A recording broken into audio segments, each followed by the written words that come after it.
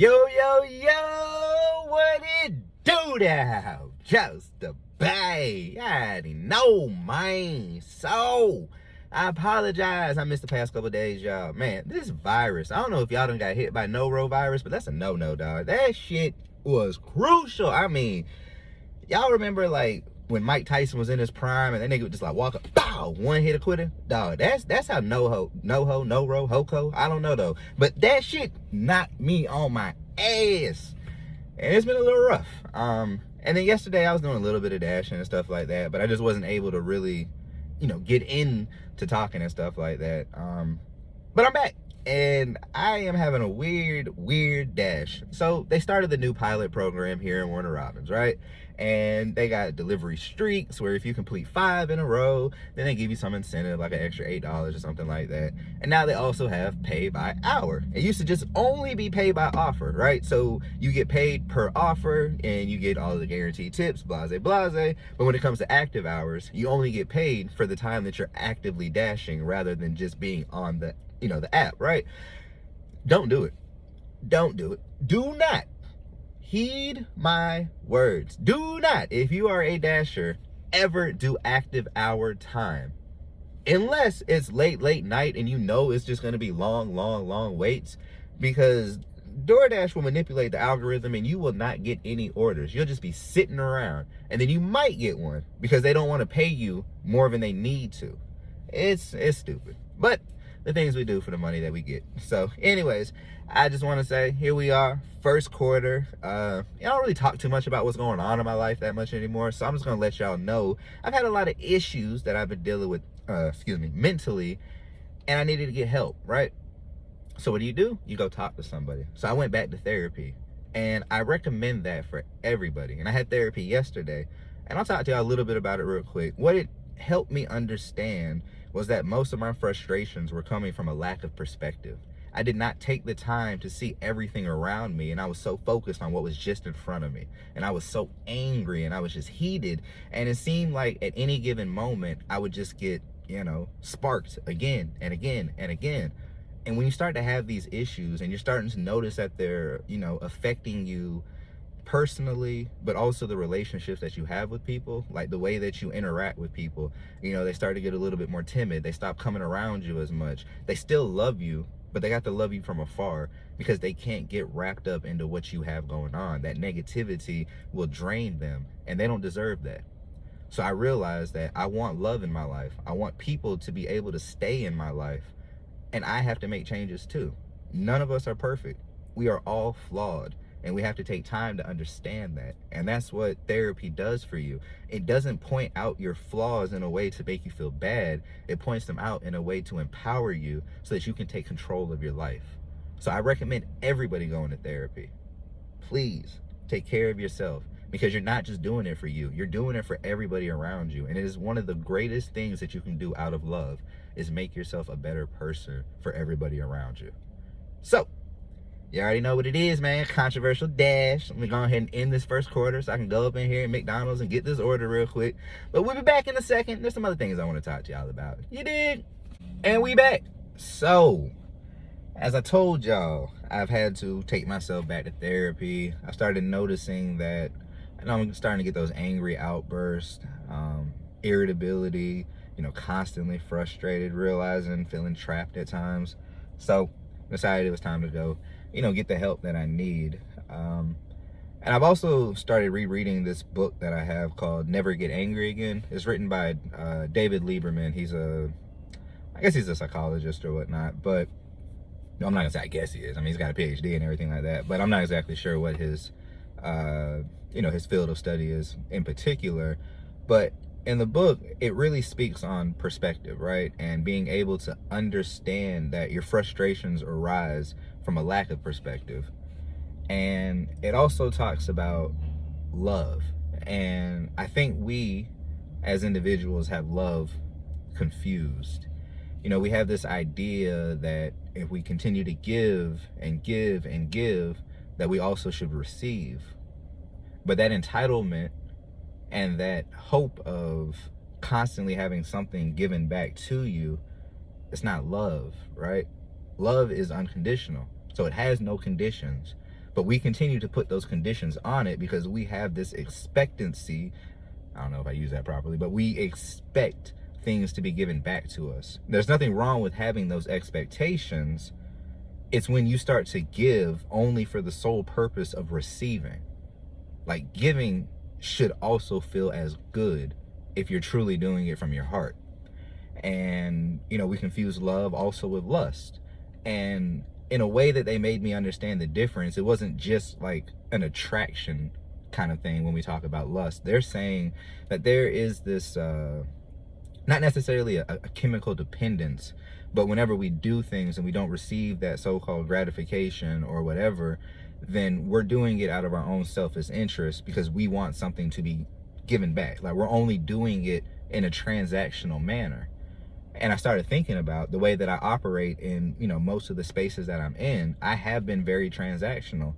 Whether it's been noble deeds in my mind or by intention, it didn't mean that I wasn't trying to get something back from it. And I've noticed in a lot of my relationships where I used to think that it was because they didn't care enough to respond or be receptive to what I was giving, and that it was me recognizing that they were having the issue. Looking on it now, I'm starting to realize that I had the issue. My frustrations caused me from being with some very good women at times, and I truly, wholeheartedly believe that it was on me. Because the way that I allowed my anger to get the best of me, why would a person want to stay, right? They're scared. They love you, but they're scared, and they can't help you. And then I just kind of started noticing that these are the issues that you have to go within yourself to understand, so that you can alleviate those symptoms, so that you can get to the place that you want to be. And I hate the fact that I've ran people off. And not just girls, not just women or whatever, friends and family and people who deeply, deeply care for me. I recognize that they're at a distance at times. And I have nobody to blame but myself, because I'm the one who caused those situations. And going back to the relationships, I start to realize that most of my exchanges were basically transactional. Like, sure, it felt like the goodness of my heart that I'm giving to this person. But then once I start to feel like I'm either taken for granted or being taken advantage of, or my efforts aren't appreciated, it's like I constantly want to start attacking them or getting mad at them for not giving me what I thought that I deserved, this, that, and the other. But at the same time, if I'm giving with the sole purpose of making sure that at some point you're also giving back, I'm wrong. And that was a very, very hard, tough lesson for me to learn. But I'm learning it, and I'm getting better and better every day at taking the lessons that are given to me and being able to, utilize them in a more productive way. So, like I said, the second quarter, we're going to sit back and we're going to really start examining and talking, reanalyzing, getting to the crux of situations. So if there's things that you guys want to talk about, if there's things that you are feeling and you want someone to kind of maybe take a chance at articulating it, yeah, then reach out or let me know. If there's certain topics and subjects that you guys want to hear discussed, then let me know and we can talk about that as well. But you already know, controversial dash. I'm gonna get to that third quarter in a minute. I appreciate y'all. Hope y'all having a good day. It's kind of like overcast, so it's not really a bad, ugly day. It's just not too pretty out here, but we make it what we make it, right? So make it the best. Yeah, I already know. Jousting. So what's happening? I know. I got a little deep. You know what I'm saying, talking about all of the frustrations and the mental health and the stuff that I be dealing with on a day-to-day. But I realize that you never know who needs to hear what, and sometimes you might say something that could spark somebody or could make somebody truly feel not as alone because there's somebody else going through it with them. So I just want others to know, like, we all suffer from whatever it may be, and self-discovery and self-healing and all of those journeys, they're definitely worth it. So that's all I really wanted to get into with the second quarter. But with the third quarter, I told you I like to do song of the day, but I'm gonna do something better for y'all today. One, because I kind of got a copyright thing, whatever I did the last one with the Nick Grant song. I hate that. So we're trying to figure out ways that we can bypass copyright so we can give people shout outs so more people can listen to their music. But that's just the way the copyright laws work when it comes to uploading on social media platforms and things like that. So what I'm gonna start doing is I kind of have to just give y'all like a quick little screenshot of something that I'm either listening to that day or an artist and stuff like that. So when I told you guys on January 29th episode, you know, the suicide and all that, yeah, right. So I told you that there is a rapper who got me through all of that, and his name is Crutch Calhoun. Weird name, I guess, but brother is so dope. And the way that he raps is almost therapeutic. Like, he's got such this like a deep calming kind of voice. And I know that sounds weird, but it's almost kind of reminiscent to, you know, how people feel about Kid Cudi, how they say like listening to him do his like hums and things like that. It's just almost therapeutic to their soul because it hits at a certain frequency. That's the way that his voice resonates with me, and it's so dope. And he's got so many amazing songs that just hit right. So on Spotify, they have This Is as an essential playlist, and it'll be like This Is T-Pain, or This Is Crutch Calhoun, or This Is Jizzle the Jokester, right? But basically, when you go through it, it's their best songs or their most streamed tracks on Spotify, or the songs that are being played the most from that artist by their fans. So I gave y'all a quick screenshot right after this video before we get into the fourth quarter. It's the it shows you what the essential playlist for Crutch Calhoun looks like. Y'all go through there, just go check out the tracks. The first couple songs are gonna be probably from 30 for 30, which is the new mixtape that him and Dave East just dropped, which is really dope. So check that one out too. But he's got some really fire ass mixtapes. Pre-Trial, so dope. Loco 2 Side B is incredible. But when he started dropping these newer ones like El Verano, Once in a Blue Moon, Sold Out, like these things right here are so hard. So go check them out. I'll give y'all a couple songs real quick. By Tomorrow is definitely my favorite for some reason. I don't know what it is. It's featuring Millies. We got what's it called? Damn, I was gonna do another one featuring Millies with Al Capone, but I really like I'm Yours, and I like No OG. They're track number 3 and track number 5 off of his Once in a Blue Moon mixtape. Not the deluxe version, but the regular version. So go check these songs out, man. Tell me what y'all think. I would really love to get some feedback on who y'all see this artist as, maybe similarities, things like that. But check them out. Like I said, Crutch Calhoun, and that is y'all's artist of the day for the Controversial Dash. You did.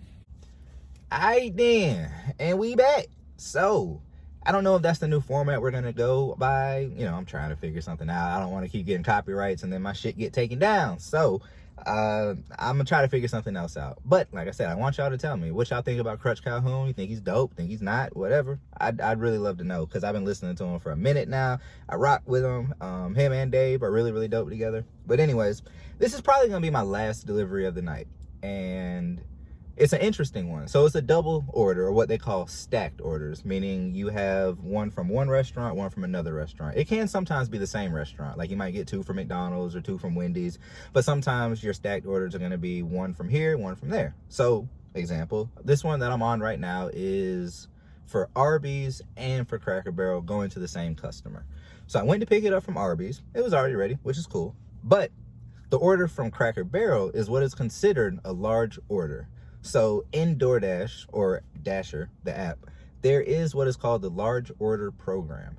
And this means when a customer spends over $100, that this type of order gets put into a special tier. And that means that it's in a catering style order now. And you don't necessarily always have to set them up, because they're not always just catering orders. Sometimes it's just a big ass order. And this one right here seems to be a pretty big order, because I get in here, I talk to them, let them know who I'm here for, blase. And they're like, hey, so we got this broccoli casserole still in the oven, gonna take an extra 20 minutes. I'm like, oh, okay. Ordinarily, I'd have been pissed. I'm like, man, I gotta sit here, all that kind of stuff, right? But nah, I realized that's the pro to being on hourly, because now you still getting paid. So look at me, I'm just chilling, kicking back, not doing that, but I'm still getting paid for it. And the best part about large order programs is that they normally have higher tips. So I don't know if you've ever seen the screenshots of people's, payouts and stuff like that. Sometimes you might see like a $198 tip, and you're like, what? That's normally coming from a large order or a catering program. It's two different things. Large order program just means it's spent over $100. Catering means that you potentially could have to set it up because it is a catering order from like a Chick-fil-A, a Chipotle, or something like that. So, just different styles of the type of programs that they have when it comes to offering the orders that they do. So one of the things that you really need to do, and I made sure to do it, is once you get the new information from whatever restaurant you're at, always update your customer. So I called Shawty and I was like, hey, it's your Dasher. I picked up your order from Arby's and, I got up here to Cracker Barrel. She's like, okay. And I was like, they're telling me it's going to be about a 20 extra minute wait. She's like, oh, it's fine, baby. Don't worry about it. I love when customers be cool like that. So, everything's good. She's like, just drive safe and everything's good. So, what I'm saying? It's real good. Keep that rapport. And that's normally how you keep your 5, or I'm at a 4.98 because I got 2 4s. I don't understand that. But that's how you keep that good rating, man. So that's another thing I want to do with the controversial dash, is kind of give y'all more insight into what it's like as a dasher. Because it is very, very interesting to go all day long driving through the city, running into, hundreds of people and just talking all day long, this, that, and the other. It's wild, but it's fun when, things are going the way that you need them to go. But anyways, man, I had another, interesting day. Ended up being decent pay-wise after I finally started getting orders. I don't know what's going on with that stuff. Very, very slow. Might be oversaturated in the market. I'm not really sure. But we'll figure it out tomorrow because we gonna be back. But I can tell y'all, I did take some Mucinex for this damn norovirus, and my goodness, man, this stuff is helping. I don't have that nausea from that post-nasal drip. Sheesh, that shit was killing you, boy. But anyways, man, like I said, I hope y'all all were having an amazing day today. I hope y'all are either productive. I hope you got some rest, some peace. I hope you made some money. And I hope you found a way to smile, because I sure did. And you know what? That's all that really matters. So as always, I need 2 things. I need y'all to be good. And I need y'all to be great. One love, Joe's the Bae.